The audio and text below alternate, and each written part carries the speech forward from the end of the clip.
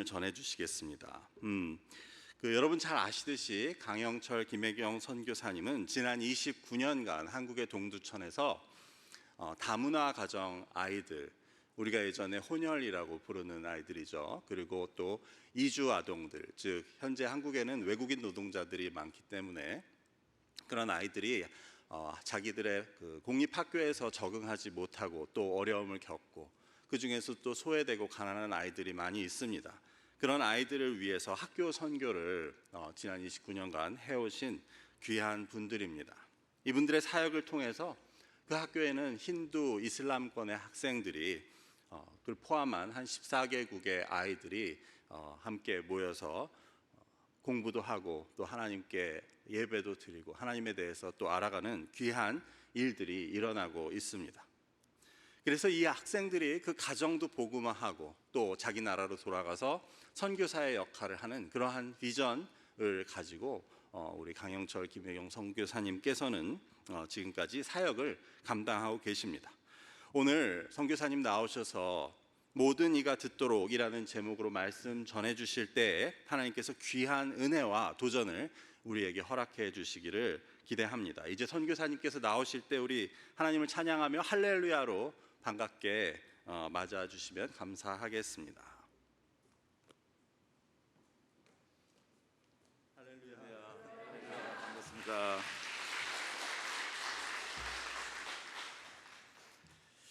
먼저 기도드리겠습니다.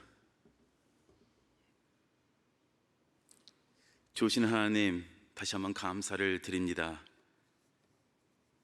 거룩한 주일을 허락하여 주시고 주님의 사람들이 주님 앞에 나와서 예배하며 찬양하며 경배할 수 있는 놀라운 축복의 시간을 허락하여 주심에 진심으로 감사를 드리며 우리의 예배를 받아 주시옵소서.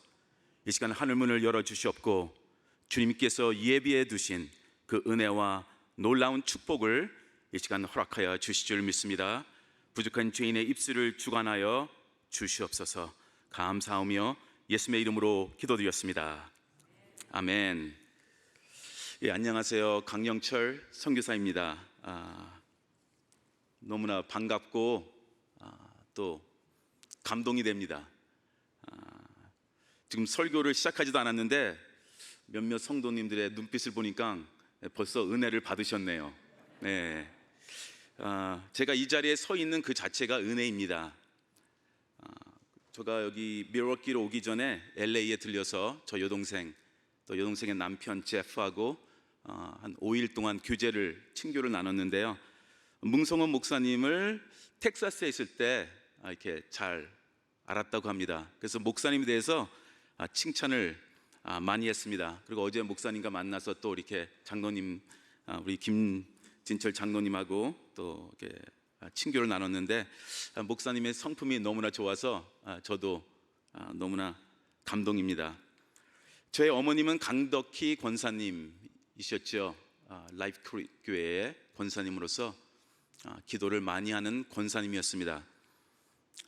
라이프 교회를 정말 사랑했고 늘 한국에 있을 때도 기도를 했습니다.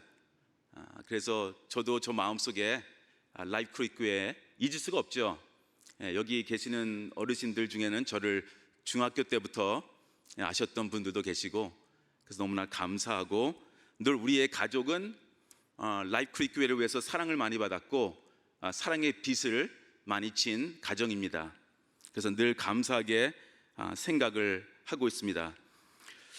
오늘 간증을 좀 해도 되나요? 네, 말씀 위주로 설교를 해야 하는데 우리 문성호 목사님이 말씀 위주로 설교를 아주 잘하시는 것 같더라고요. 저도 말씀 위주로 늘 이렇게 설교를 하는데요. 오늘 제가 하는 선교 사역도 간단하게 이제 설명을 드리려고 하는데요. 왜 이 사역이 시작되었는지 저의 삶과 연결이 되어 있기 때문에 간증을 설교 시간에 조금 하도록 하겠습니다. 저는 1993년 선교사로 부르심을 받아 지금 동두천에서 계속 사역을 하고 있는 선교사입니다. 저희 선교 대상은 다문화 가정과 이주민 가정 학생들입니다. 제가 전하고 있는 것은 복음입니다. 그 좋은 소식, 다른 것은 없습니다. 29년 전 한국을 처음 나갔을 때 복음을 전했고 오늘도 계속 복음을 전하고 있습니다.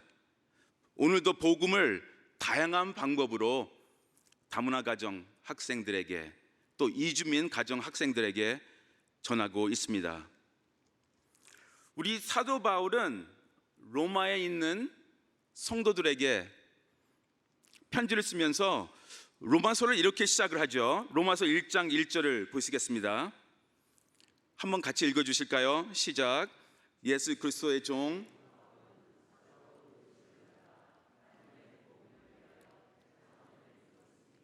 더 정확히 말하자면 복음을 위해 구별되었다. 복음을 위해 택정함을 입었으니,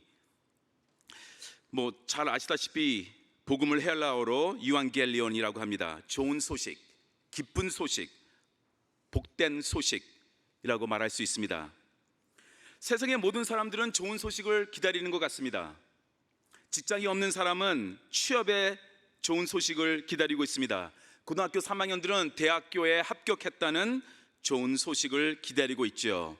아이를 원하는 부부에게는 임신했다는 좋은 소식, 결혼하고 싶은 사람은 멋진 사람이 나타나 저하고 결혼해 주세요 라는 그런 좋은 소식, 감옥에 있는 죄수는 석방의 좋은 소식, 회사 다니는 사람은 승격됐다는 좋은 소식, 그리고 오늘 세계의 모든 사람들은 코로나가 끝났다는, 이제는 더 이상 코로나가 없다는 그런 좋은 소식을 우리 모두는 기다리고 있습니다. 이렇게 모든 사람들은 좋은 소식을 원하고 기다리고 있는 것입니다. 다들 좋은 소식, 복된 소식, 기쁨의 소식을 기다리고 있는 것입니다. 그런데 오늘 본문을 자세히 보시면 사도 바울이 말하기를 우리에게 이 놀라운 사람들이 원하는 기쁜 소식, 복된 소식이 있다라는 것입니다. 그렇다면 사도 바울이 말하는 하나님의 복음, 하나님의 기쁜 소식, 하나님의 좋은 소식은 무엇일까요? 예수 그리스도라는 것입니다. 예수 그리스도가 좋은 소식이고 예수 그리스도가 기쁜 소식이고 복음이라는 것입니다. 하나님의 아들이 이 세상에 오셨다, 우리의 죄를 위해서 십자가에 돌아가셨고 다시 부활하셨다, 그 좋은 소식, 이 놀라운 복음의 메시지가 우리 모두에게 있다라는 것입니다. 복음의 메시지가 우리에게 있다면, 우리가 복음을 받아 또 복음을 받아들였다면, 이 말씀대로 살고 있다면 이 좋은 소식을 이제는 다른 사람들에게 전하는 그런 선교사의 삶, 전도자의 삶을 살아가야 할 때입니다. 혹시 이걸 아시나요? 우리 그리스도인들은 세상에서 제일 좋은 것을 남들에게 줄 수 있는 그런 사랑에 넘치는 일을 할 수 있는 그런 사람이라는 것을요, 세상에서 가장 좋은 것, 예수 그리스도를 남들에게 전할 수 있는 그 놀라운 특권이 우리 모두에게 있습니다. 그런데 또 반면에 우리가 지금 누리고 있는 이 복음, 이 복된 좋은 소식을 남들에게 전하지 않는 세상에서 가장 이기적인 사람이 될 수도 있다라는 것입니다. 오늘 본문을 보시면 로마서에서 정말 놀라운 말씀들이 많이 기록되어 있지만 그 놀라운 말씀 중에 하나가 오늘 나오죠. 로마서 10장 13절을 보시겠습니다. 누구든지 주의 이름을 부르는 자는 구원을 받으리라. 이 놀라운 주장을 함부로 할 수 있는 것은 아니지 않습니까? 그런데 성경은 하고 있다라는 것입니다. 누구든지라는 말씀을 사용하고 있습니다. 유대인이나 이방인이나 누구든지, 동양인이나 서양인이나 누구든지, 남자, 여자, 어른, 어린아이 상관없이 누구든지, 건강한 사람, 병으로 죽어가는 사람 누구든지, 피부 색깔과 상관없이, 배운 사람, 못 배운 사람 상관없이 누구든지 주 예수의 이름을 부르면 구원을 받으리라. 이 누구든지에 저도 포함되어 있고 성도님들도 포함되어 있는 것입니다. 하나님께서는 구원을 아주 쉽게 만들어 주셨습니다. 그런데요, 만약 성경에 빌리언 달러를 가져오는 사람만 구원을 받으리라 그렇게 기록이 되어 있다면 얼마나 힘들겠습니까? 오늘 우리는 여기에 있을 수가 없죠. 일터로 나가서 일하고 있을 것입니다. 그리고 애마존 회사 사장, 테슬라 사장, 애플 사장, 그런 사람들만 천국에 갈 수 있을 것입니다. 죄를 한 번도 범하지 않는 사람만 구원을 받으리라 라고 기록되어 있다면 구원받을 사람은 단 한 명도 없는 것입니다. 왜요? 성경은 분명히 말합니다. 의인은 없나니 하나도 없다라고요. 머리카락이 많은 사람만 구원을 얻을 수 있다. 그럼 저는 구원을 받을 수가 없습니다. 잘생긴 사람들만 구원을 받는다. 여기 보니까 마스크를 좀 쓰고 있어서 얼굴을 잘 못 보겠는데요. 제가 성도님 몇 분은 잘 알고 있잖아요. 미러키 라이프 크릭 교회는 걱정 안 하셔도 될 것 같아요. 그러면 그렇지만 다른 교회 사람들은요 못 가잖아요. 그리고 문 목사님은 복음을 전할 필요도 없고 성령 수술만 잘하시면 됩니다. 그런데 성경은 말하고 있습니다. 누구든지라고요. 누구든지 주의 이름을 부르는 자는 구원을 받으리라. 하나님께서 구원을 받는 것을 쉽게 만들어 주셨다라는 것입니다. 로마서 10장 10절을 다 함께 읽겠습니다. 사람이 마음으로 믿어 의에 이르고 입으로 시인하여 구원에 이르리로다. 아멘. 하나님께서 누구든지 구원을 받을 수 있도록 이렇게 쉽게 만들어 주셨습니다. 십자가의 은혜로 이 모든 것이 가능하게 되었다라는 것입니다. 그래서 이런 내용을 모르는 사람들에게 전하는 것이 선교이며 전도하는 것입니다. 이렇게 구원은 간단하고 분명한 것인데 많은 사람들이 구원의 길에 이르지 못하고 있다라는 것입니다. 그래서 사도 바울도 왜 사람들이 구원에 이르지 못할까라는 고민을 많이 했던 것 같습니다. 마음으로 믿고 입으로 시인하면 되는데 왜 사람들이 구원에 이르지 못할까? 그런 고민을 사도 바울은 평생 했습니다. 오늘 본문에서 사도 바울은 4가지 질문을 합니다. 그리고 답은 그 다음 질문에 있어요. 포함되어 있습니다. 그런 식으로 오늘 본문을 풀어나가는 것을 우리가 볼 수 있습니다. 14절을 보시겠습니다. 14절의 말씀. 그런즉 그들이 믿지 아니하는 일을 어찌 부르리요? 듣지도 못한 일을 어찌 믿으리요? 전파하는 자가 없이 어찌 들으리요? 13절에서 사도 바울은 누구든지 주의 이름을 부르는 자는 구원을 받으리라 라고 하고 나서 영속으로 3가지 질문을 계속 던지죠. 어찌 부르리요? 어찌 믿으리요? 어찌 들으리요? 첫 번째 질문이 무엇입니까? 그런즉 그들이 믿지 아니하는 일을 어찌 부르리요? 예수님을 믿지 아니하면 예수 그리스도를 부를 수가 없는 것입니다. 내가 예수님의 이름을 부르려고 하면 내가 먼저 예수님을 믿어야 하는 것입니다. 믿지 아니하는 일을 어찌 부르리요? 하고 난 다음 2번째 질문이 나옵니다. 듣지도 못한 일을 어찌 믿으리요? 어떻게 하면 예수님을 믿을 수 있습니까? 먼저 복음을 들어야 하는 것입니다. 예수님의 배에 들어야 믿음이 생길 기회가 우리에게 오는 것입니다. 믿음은 들음에서 나며 들음은 그리스도 예수의 말씀이니라. 복음을 들을 기회를 줘야 믿음이 생길 기회가 있는 것입니다. 내가 믿음을 가지게 되면 예수님의 이름을 부를 수가 있는 것이죠. 내가 예수님의 이름을 부르게 되면 구원에 이르게 되는 것입니다. 예수님의 이름을 부르려면 믿음이 있어야 하는데 그 믿음은 어디에서 나온다고요? 말씀을 들을 때 누군가 복음을 전파해야 되고 그 복음을 들었을 때 믿음이 생기는 것입니다. 2022년 올해가 지나기 전에 이 세계 인구는 80억 명을 넘을 것이라고 합니다. 8 billion이 된다고 해요. 2011년도에 70억을 넘었는데 11년 만에 80억을 넘게 되는 그런 때가 된 것이죠. 그 중에 20억은 복음을 들어본 적이 없다고 합니다. 그리고 현재 약 7천 개의 미전도 종족이 있다고 합니다. 그 나라에 또는 그 지역에 그리스도인들이 2%가 안 된다고 합니다. 그러니까 그 지역에 그 나라에 2%가 안 되면 저희는 미전도 종족이라고 말하고 있죠. 그런 족속이 7천 개나 된다고 합니다. 그들은 복음을 들어본 적이 없습니다. 그러니 믿음이 생길 수가 없죠. 그러다 보니까 예수님의 이름을 부르지 못합니다. 예수님의 이름을 부르지 못하니까 구원에 이르지 못하는 것입니다. 예수님의 이름을 들어본 적이 없는데 어떻게 믿음이 생깁니까? 모든 이가 들을 수 있도록, 모든 이가 복음을 들을 수 있도록, 예수 그리스도의 이름을 들을 수 있도록 우리가 전해야 합니다.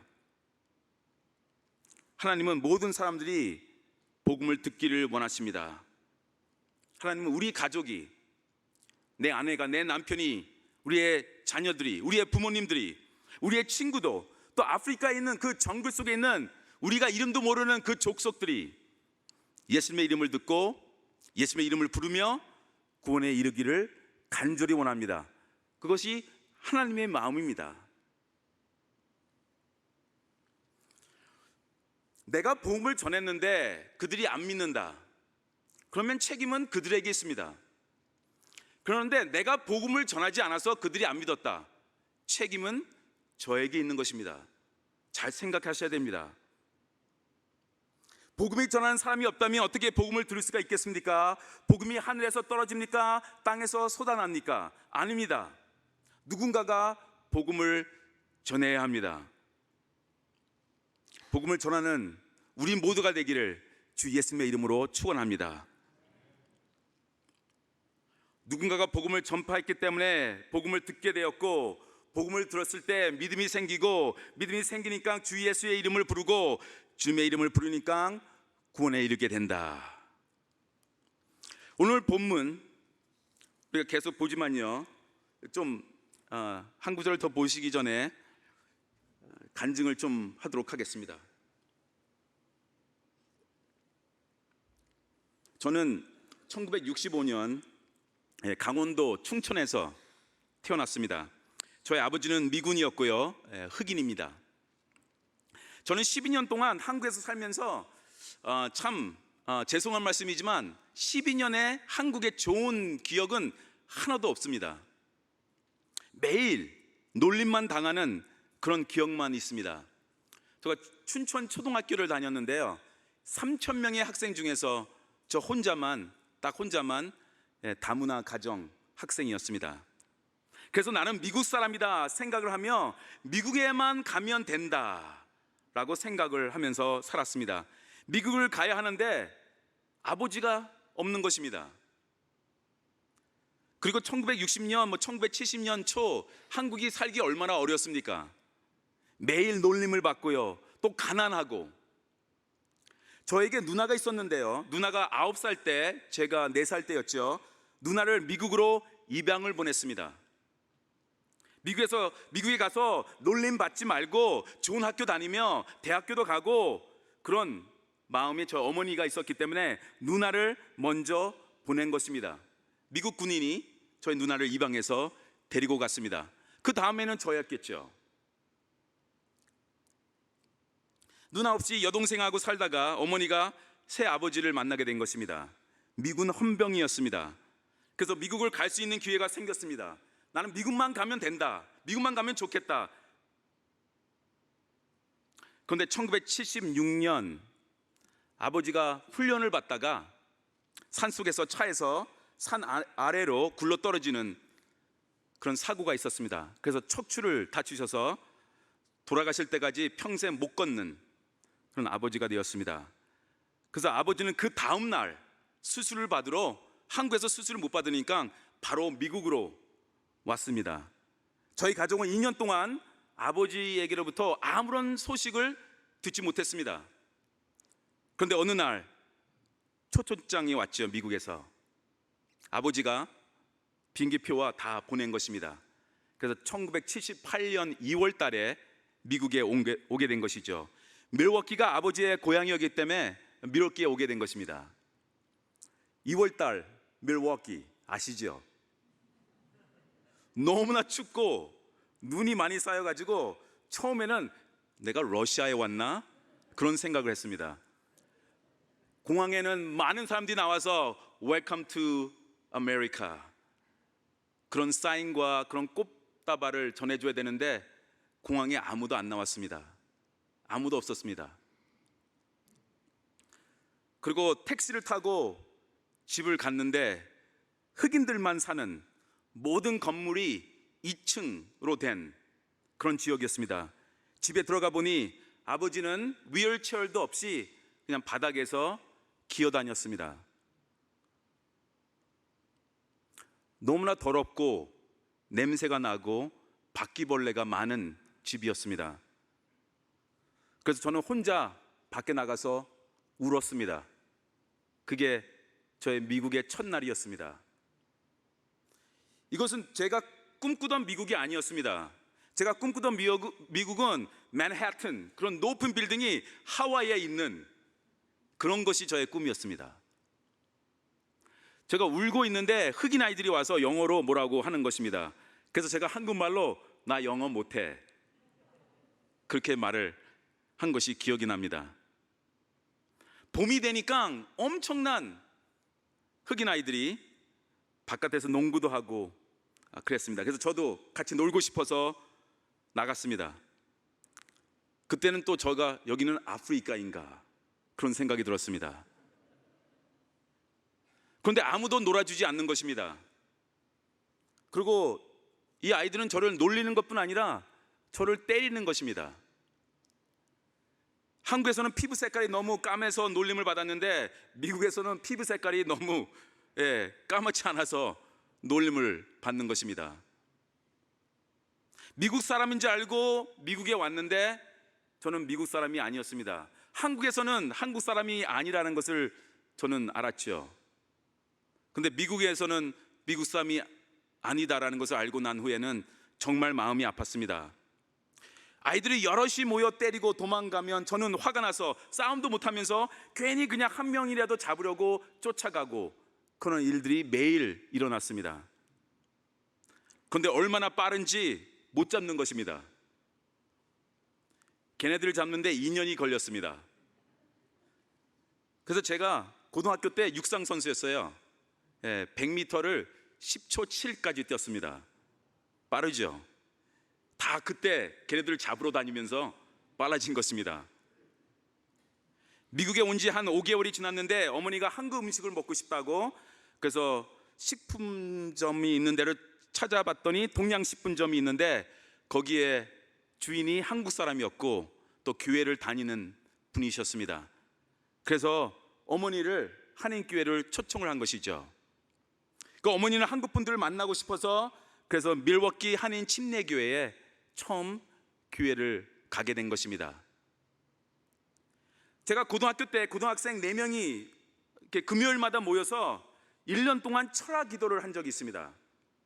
기도하던 중 저는 주님의 음성을 확실하게 들었습니다. 16살입니다. 주님이 살아계시다면 저에게 말씀해 주시기 바랍니다. 저는 누구입니까? 미국 사람입니까? 한국 사람입니까? 예수님하고 씨름을 하는 것이죠. 살아계시는 하나님, 오늘은 저는 답을 들어야 되겠습니다. 주님이 말씀하셔 주셨습니다. 너는 미국 사람이 아니다. 너는 한국 사람도 아니다. 너는 내가 사랑하는 나의 아들이다. 그 말씀을 들었습니다. 그 순간 모든 아픔과 홍동과 괴로움과 마음의 상처가 사라졌습니다. 그때부터 저는 이제 기도를 남을 위한 기도, 한국에 지금도 살고 있는 나와 비슷한 처지에 있는 그 혼혈 아동들을 위한 기도가 이제 하기 시작해야 했습니다. 내가 누구인가를 주님 안에서 발견하니까 참된 자유를 얻게 되었고요. 그리고 나의 영적의 눈은 더 불쌍한 사람들에게 가게 되었습니다. 한 식품점의 주인이 저희 가족을 교회로 초청하였고 교회에 가니까 복음을 들을 수가 있었고, 복음을 들으니까 믿음이 생기고, 믿음이 생기니까 예수님의 이름을 부르고, 예수님의 이름을 부르니까 구원에 이르는 그런 놀라운 축복이 우리 가족에게 임하게 된 것입니다. 저희 어머니는 한국에서 불교를 정말 열심히 믿었던 사람입니다. 미국에 와서도 스님이 목탁을 두드리며 불교를 읽는 녹음만 테이프를 한국으로 보내주셨어요. 그러면 그 테이프를 틀고 방 청소하시고 하루 종일, 저도 그걸 들은 적이 있습니다. 그랬던 어머니가 복음을 받아들이게 되고 예수님을 영접하고 나중에는 라이프 크릭 교회의 권사님이 되셔서 기도하시는 어머니가 되셨다라는 것입니다. 저 여동생도, 저도 이제 목사가 되었고 선교사가 되었지만, 저 여동생도 선교사가 되어서 북한을 위해서 11년 동안 사역하였고 북한에서 10년을 살았습니다. 그래서 우리는 모든 이가 복음을 들을 수 있도록 선교하고 전도를 해야 하는 것입니다. 그 한 영혼이 어떻게 변화될 줄 모르거든요. 하나님의 손 안에 들어간다면 하나님께서 그 한 영혼을, 그 불쌍한 영혼을 귀하게 사용하실 것입니다. 그래서 우리는 우리 가족에게, 우리 친구에게, 우리 이웃에게 복음을 전하는 것입니다. 오늘 본문의 네 번째 질문이 나오죠. 15절 보시겠습니다. 함께 읽어주시기 바랍니다. 시작. 보내심을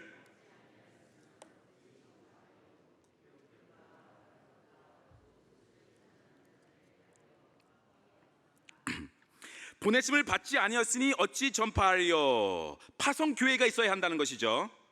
보내심을 받아야 전파하는 사람이 있는 것이고, 전파하는 사람이 있어야 누군가가 복음을 듣게 되고, 복음을 듣게 되면 믿음이 생기고, 믿음이 생기면 예수님의 이름을 부르고, 예수님의 이름을 부르면 구원에 이룬다. 근데 이 구절은요, 선교사에게만 적용이 되는 말씀이 아닙니다. 우리 모두는 보냄을 받은 사람들입니다. 이렇게 생각하셔야 됩니다. 주일 예배를 드리고 나서 우리는 다시 세상으로 파송을 받는 그런 사람들입니다. 교회에 와서 예배를 통해 은혜를 받고 도전도 받고 위로를 받고 영적으로 다시 무장을 해서 세상 속으로 우리는 다시 가는 것입니다. 우리 각자의 선교지로 파송을 받는 것이죠. 우리의 가정으로, 우리의 일터로, 우리의 학교로, 우리의 지역으로 파송을 받는 것이에요. 우리 주님은 이 자리에 오늘 우리와 함께 하십니다. 그러나 이 자리에만 우리 주님이 있는 것이 아닙니다. 오늘 우리 주님은 지금 이 순간에도 불쌍하고 상처받고 지치고 죽어가고 있는 영혼들과 함께하고 계시다라는 것입니다. 오늘도 지치고 힘들고 울고 있는 영혼들과 세상에 손가락질하고 거부하고 외면하는 그 영혼들, 그들과 우리 주님은 함께하고 있다는 것입니다. 오늘도 우리 주님은 죄인들과 함께하고 계시다는 것입니다. 이 불쌍한 영혼들에게 가시면 주님을 거기서 볼 수 있습니다. 2000년 전에도 그러셨고요, 오늘도 주님은 그렇게 역사하십니다. 꼭 교회에만 있는 것이 아니에요. 그 불쌍한 영혼과 오늘 함께 하시기 때문에 제가 많이 체험한 것인데요, 그 불쌍한 영혼들에게 갈 때 거기서 주님을 저는 많이 봅니다. 많이 만나게 되죠. 우리는 그래서 더 낮은 곳으로 가야 합니다.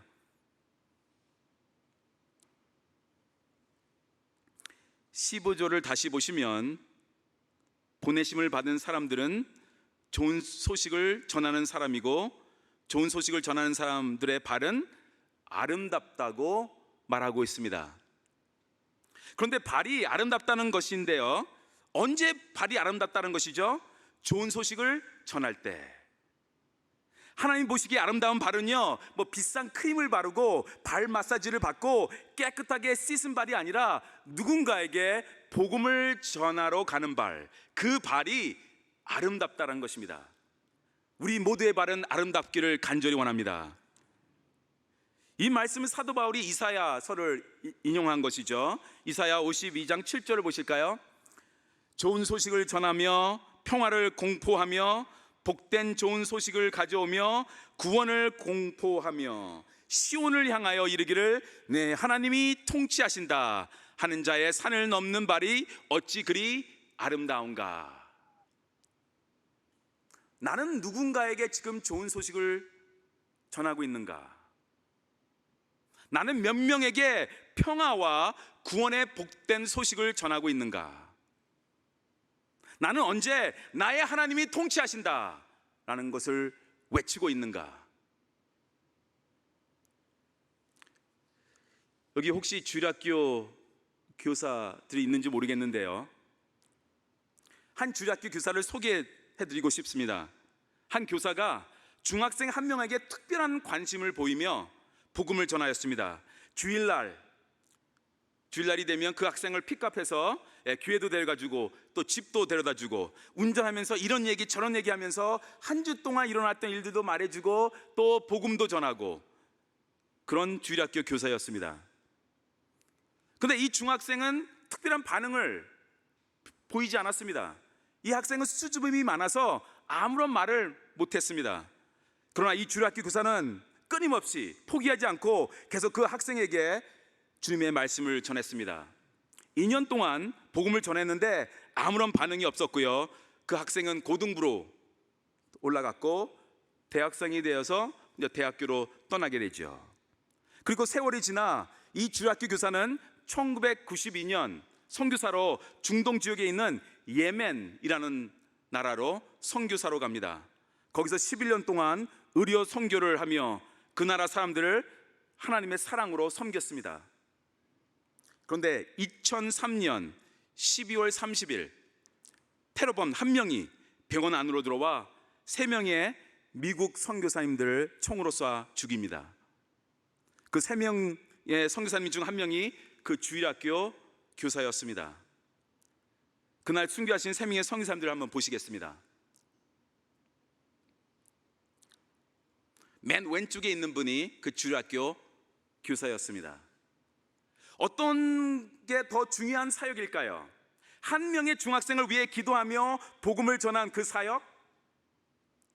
아니면 예멘이라는 나라를 마음에 품고 그 나라에 가서 의료 선교를 하면서 그 나라를 품었던 그 사역? 주님이 보시기에 어떤 것이 더 중요하다고 생각할까요? 주님이 보시기에는 둘 다 너무나 중요한 사역입니다. 한 영혼을 품던 한 나라로 가던 너무나 중요한 것입니다. 예수님은 예루살렘을 보시며 눈물을 흘리셨습니다. 메시아를 모르는 유대인들을 향한 안타까운 마음이 있었기 때문입니다. 그렇지만 예수님의 비유에서도 볼 수 있듯이 길을 잃은 한 마리의 양을 찾아 나가시는 그런 목자의 비유. 그래서 그 한 영혼을 귀하게 생각하는 주님. 또 사도 바울도요, 자신의 동족 유대인들을 모두가 구원받기를 원했지 않습니까? 그래서 이런 말도 하잖아요. 자신이 예수님에게 끊어진다 할지라도 유대인들이 구원만 받을 수 있다면 그렇게 하겠다. 그렇지만 또 감옥에 신라와 잡혀 있을 때 감옥을 지키던 그 한 간수에게 복음을 전하는 그런 사역도 하잖아요. 둘 다 중요한 것이에요. 우리는 한 학생을 마음에 품고 그를 위해 좋은 소식을 전할 수도 있고요, 한 지역 아니면 한 나라를 마음에 품고 그 나라를 위해 기도하면서 그 나라를 향해 나갈 수도 있는 것입니다. 주님 보시기에 둘 다 중요한 것입니다. 우리가 복음을 전할 때 반응이 없다고 실망하지 마시기 바랍니다. 그 중학생이 나중에 성인이 되어서 선교사가 되었고, 이 주일학교 교사는 그것도 모르고 순교하셨습니다. 그러나 열매를 맺었다라는 것입니다. 그 주일학교 교사가 복음을 전했던 중학생, 그 중학생이 바로 저입니다. 여기서는 감사하다는 말을 저는 그 주일학교 선생님, 캐티 주일학교 선생님인데요, 한 적이 한 번도 없어요. 땡큐라는 말을 한 번도 해본 적이 없습니다. 그러나 복음을 듣고 있었습니다. 그냥 수줍음이 많아서 반응을 못했을 뿐입니다. 천국 가면 만나서 땡큐라고 해야겠죠. 이 주일학교 교사 캐티 주학교 교사의 발은 아름다운 발이었습니다. 사진 하나 볼까요? 다음 사진 보시면, 네, 6월 16일, 17일 저희 학교 중학생 고등학교 부흥회 때 예수님을 영접하러 앞으로 나온 학생들입니다. 이 학생들 중에 2명은 무슬림 학생들입니다. 많은 학생들이 이 부흥회를 통해서 하나님의 사랑을 체험하였고 복음을 받아들였습니다. 저는 대학원 시절 한국으로 단기 선교를 하러 3번 다녔거든요. 90년, 91년, 92년 여름방학 때 한국으로 가서 단기 선교를 하고 한국 기지촌을 다니면서 혼혈 아동들에게 복음을 전하기 시작했습니다. 그러면서 주님께서 한국의 다문화 가정 자녀들을 위해서 사람을 세워달라고 간절히 기도했습니다. 한국에도 복음을 전할 수 있는 이 다문화 가정들에게, 혼혈인들에게 복음을 전할 수 있는 사람을 세워 주시옵소서라는 기도를 늘 했었는데, 하나님은 저에게 바로 그 사람이 너다 라고 말씀하셨고, 93년 2월에 시카고 성결교회로부터 파송을 받아서 지금 29년 동안, 내년 2월이면 30년이 되네요. 세월이 빨리 갔습니다. 계속 지금 복음을 전하며 사역을 하고 있습니다. 그리고 1999년대에는 학교를 세워서 다문화 또 이주민 학생들 모든 수업을 영어로 하는 그런 국제학교를 오늘까지 운영을 하고 있습니다. 그 다음 사진을 보시면 몇 년 전에 세례를 주는 사진입니다. 아버지는 파키스탄 사람이고요, 어머니는 한국 분이십니다. 저희 학교를 유치원 때부터 졸업반 때까지 12학년까지 다닌 학생이고요, 지금은 한동대학교에서 지금 공부를 하고 있습니다. 이 학생의 언니는 미국에서 대학교를 졸업하고 지금 저희 학교에서 교사로 지금 저와 함께 사역을 하고 있습니다. 또 그 학생은 나중에 파키스탄으로 가서 선교를 하고 싶은 그런 비전이 있습니다. 이 학생들은 영어와 한국어와 또 파키스탄 울두를 다 잘하고 있습니다.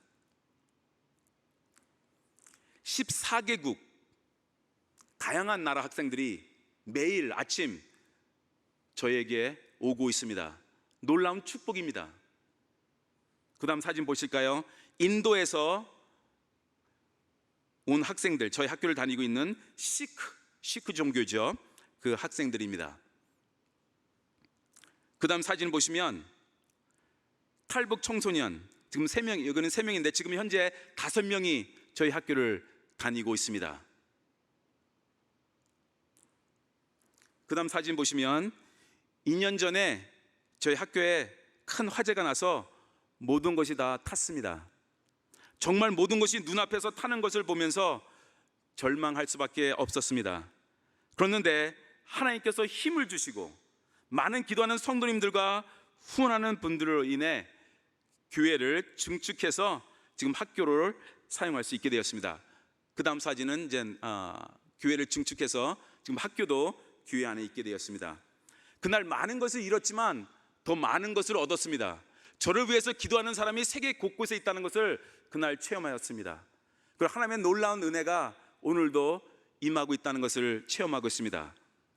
좋은 소식은 온 땅에 계속 퍼져나가야 됩니다. 내가 아니면, 내가 못하면, 내가 안 한다면 하나님은 다른 사람을 사용하실 것입니다. 우리 교회가 못하고 우리 교회가 안 한다면 하나님은 다른 교회를 사용하실 것입니다. 그러나 내가 해야 합니다. 우리 교회가 해야 합니다. 이 놀라운 축복을 놓치면 안 되는 것입니다. 12년 동안 놀림만 한국에서 받았던 나, 미국에 와서 첫 3년 동안은 흑인 동네에서 살면서 노림을 계속 받고 계속 매를 맞았던 나, 누나를 이방 보낼 수밖에 없었던 우리 가정의 아픔, 장애인 아버지와 함께 살아야 했던 나의 아픔. 그러나 이 아픔들이 남의 아픔을 이해할 수 있는데 큰 도움이 되었습니다.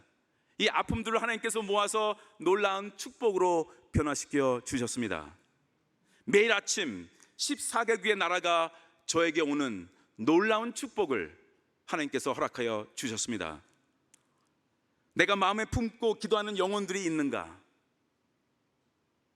복음을 전해야 할 그 영혼, 그 한 영혼, 그 불쌍한 영혼 누구입니까? 나의 자녀입니까? 부모님입니까? 나의 남편, 아내입니까? 오늘 그 영혼을 품으시기 바랍니다.